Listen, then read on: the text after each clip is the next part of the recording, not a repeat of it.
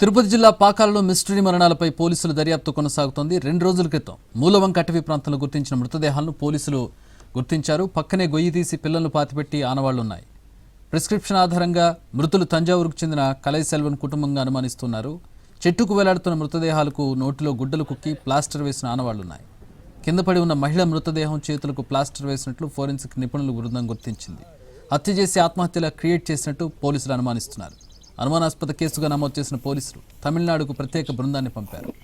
7 పిల్లలను పాతిపెట్టినట్టు అనుమానిస్తున్న గుంతను తవ్వనున్నారు పోలీసులు.